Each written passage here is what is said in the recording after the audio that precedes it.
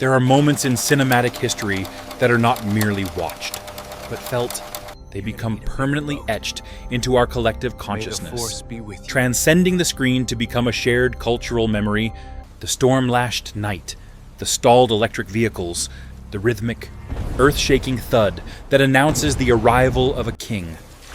This is one of those moments. The camera does not rush. It forces us to wait, to inhabit the terrified silence of the characters. Our attention is drawn not to the monster, but to its effect on the world.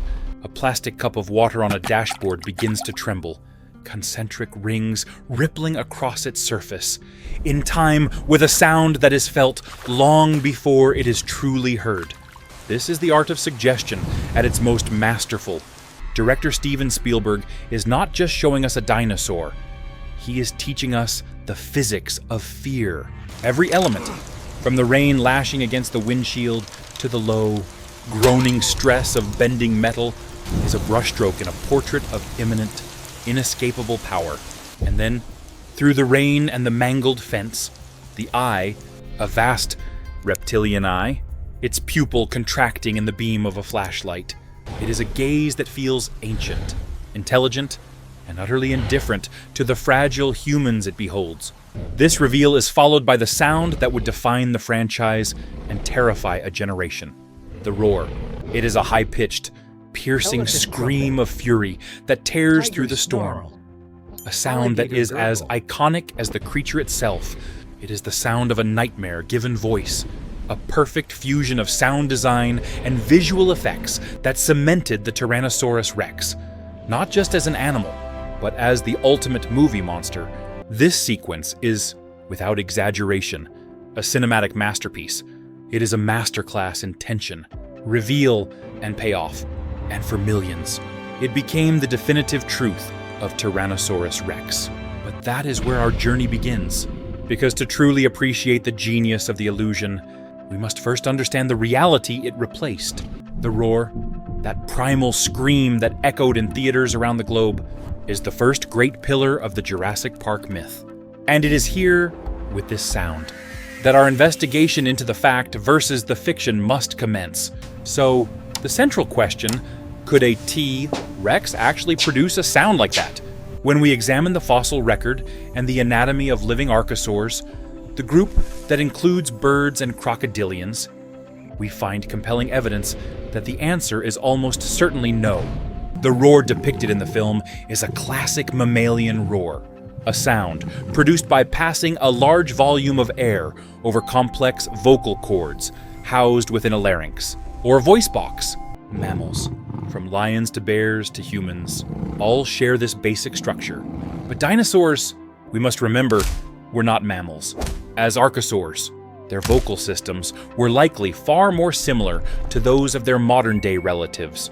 Birds produce incredibly complex sounds using an organ called a syrinx, located at the base of their trachea. Crocodilians, on the other hand, produce deep, guttural bellows and rumbles using a larynx that is far simpler than a mammal's. Tyrannosaurus Rex possessed neither the complex syrinx of a songbird nor the sophisticated larynx of a lion. The anatomical structures simply aren't there. So, what would it have sounded like? Scientific consensus, based on skull morphology and the vocal structures of its relatives, points towards something far stranger and arguably more terrifying.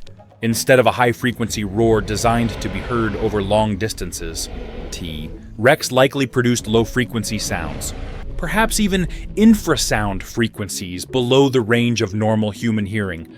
This is the science of terror, and it is profoundly different from the movie's interpretation. Imagine a sound you feel in your chest cavity before you ever register it with your ears.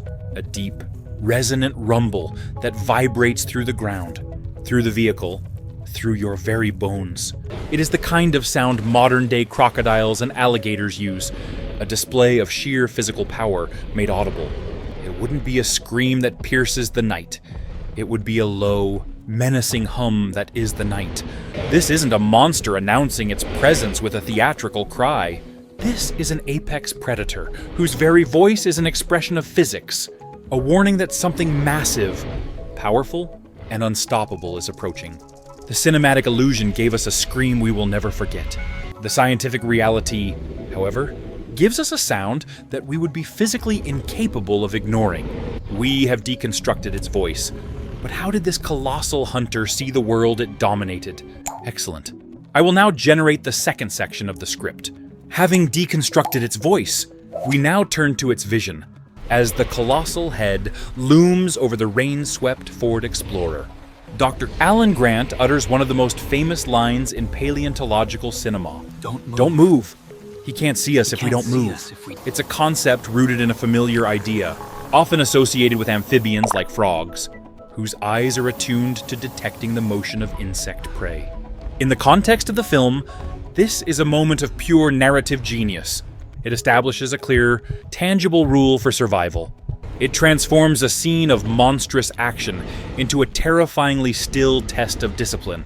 The characters' lives and our own soaring heart rates now depend on their ability to remain perfectly frozen against an instinct that screams for them to flee. The tension is almost unbearable, and it is built entirely on this one simple biological premise. It's a brilliant line, delivered with the conviction of a seasoned paleontologist. But is it true? When we shift our gaze from the silver screen to the fossilized skull of a Tyrannosaurus Rex, a profoundly different story emerges. The answer to whether its vision was based on movement lies not in speculation, but in the precise geometry of its skull. The key lies in the placement of the eye sockets, or orbits. An animal with sideways-facing eyes, like a horse or a deer, has excellent panoramic vision, allowing it to watch for predators from nearly all directions. However, it has a very narrow field of binocular vision, the area where the sight from both eyes overlaps. This overlap is what grants an animal stereoscopic sight, and with it, the crucial ability of depth perception. This is where the work of paleontologist Dr. Kent A. Stevens becomes so critical through detailed digital modeling of T. Rex skulls. His research has conclusively demonstrated that the animal's eyes were not positioned on the sides of its head, but were distinctly forward-facing, as this diagram shows. This orientation gave T. Rex a binocular field of view of about 55 degrees wider than that of a modern hawk. This wasn't the limited, motion-based vision of a frog. This was the highly advanced, stereoscopic vision of an elite predator. The pop culture myth suggests an animal that is easily fooled by stillness. The fossil evidence, however, points to a hunter that could perceive the world in 3 dimensions with stunning clarity. It could judge distances with pinpoint accuracy, track prey through cluttered environments, and focus on a target with an intensity that its film counterpart, for all its terror, simply lacks. Grant's advice to stay still would have been futile. To a real Tyrannosaurus, a stationary human would not have been invisible. They would have been an immobile, perfectly assessed, and easily acquired target.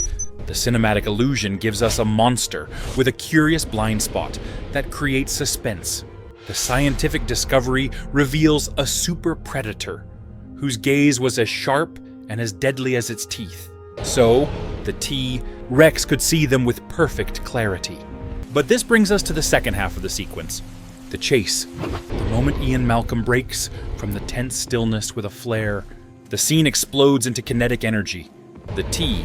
Rex gives chase, its massive legs pounding the wet earth as it effortlessly keeps pace with an accelerating Jeep Wrangler. It's one of the greatest chase scenes in film history, a perfect symphony of practical effects, CG and raw, adrenaline-fueled terror. The image of the Tyrannosaurus head in the side view mirror, object and predator closer than they appear, is seared into our collective memory. It is the very definition of an unstoppable force. But could any animal of that size move that fast? This is where we leave the realm of sensory perception and enter the unforgiving world of biomechanics. Once again, when we place the cinematic spectacle alongside scientific scrutiny, we find a fascinating divergence.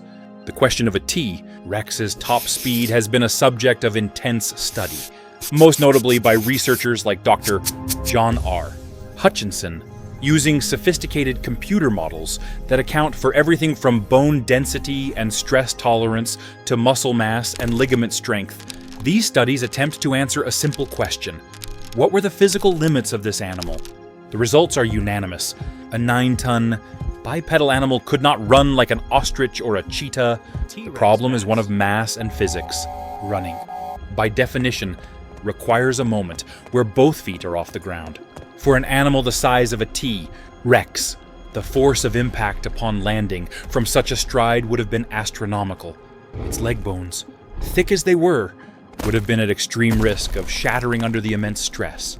The cinematic illusion shows us an animal that defies the constraints of its own biology.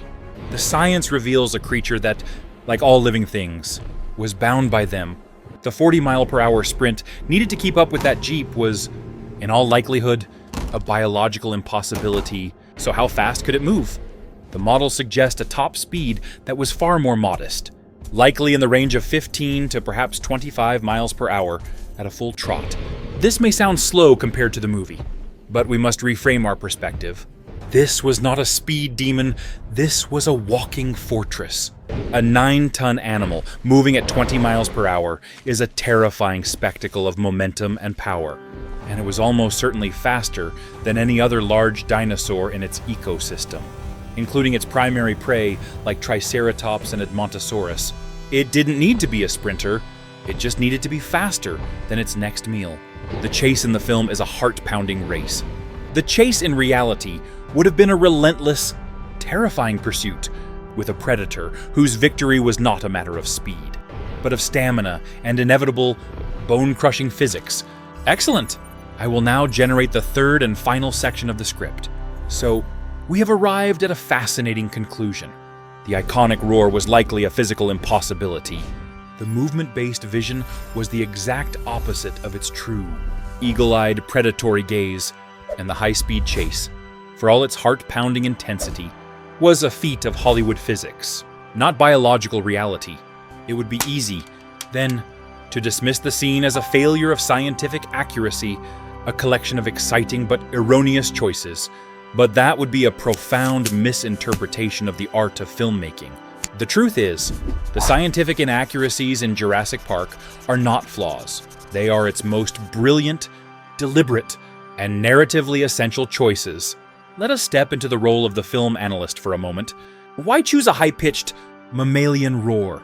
Because our human ears are acutely attuned to such frequencies. It's a sound that registers as immediate, sharp, and dangerous. And it was far more effective on the theater sound systems of 1993 than a low-frequency rumble would have been. Why invent the idea of movement-based vision? Because it creates a tangible, understandable rule for survival. A thread of hope that the audience and the characters can cling to, dramatically escalating the tension beyond a simple monster attack. And why create a chase scene that defies biomechanics? Because it delivers a kinetic, thrilling spectacle that perfectly embodies the feeling of being pursued by an unstoppable force. Each of these decisions sacrifices scientific purity for something arguably more important in a cinematic context: narrative function. Steven Spielberg and his team were not making a documentary. They were crafting a modern-day monster movie, a high-tech fairy tale. Their goal was not to replicate a Tyrannosaurus Rex with perfect paleontological fidelity, but to resurrect the idea of a Tyrannosaurus Rex, to create a creature that would evoke the same awe, terror, and wonder in a modern audience that the real animal must have inspired in its own time. The film must also be viewed as a product of its era, the incredible animatronics of the Stan Winston studio, and the revolutionary computer-generated imagery of industrial light and magic. We're pushing the absolute boundaries of what was possible, working from the best available science of the early 1990s.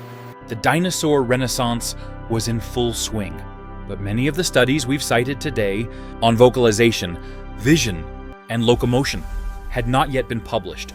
They took the existing science and elevated it with art, creating an icon that was believable enough to be terrifying and stylized enough to be unforgettable. This brings us to the heart of our project. Does knowing the scientific reality of Tyrannosaurus Rex diminish the power of this legendary scene? We argue that it does the opposite. It enriches it. The cinematic illusion created by Spielberg is a masterpiece of tension, a masterclass in blockbuster filmmaking that remains as potent today as it was decades ago. The real animal, revealed to us through decades of patient, painstaking scientific discovery, is a masterpiece of evolution, a 9-ton super predator with binocular vision sharper than a hawk's and a bone-rattling, infrasonic voice that would have turned the very air into a weapon. Appreciating one does not require diminishing the other.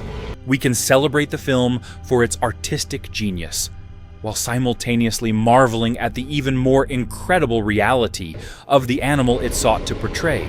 The pop culture myth gave us a monster for the ages. The scientific facts give us a creature of breathtaking evolutionary perfection. By understanding the line between the two, we don't ruin the magic of the movie. We simply add a new layer of awe for the magnificent reality of the dinosaur that inspired it.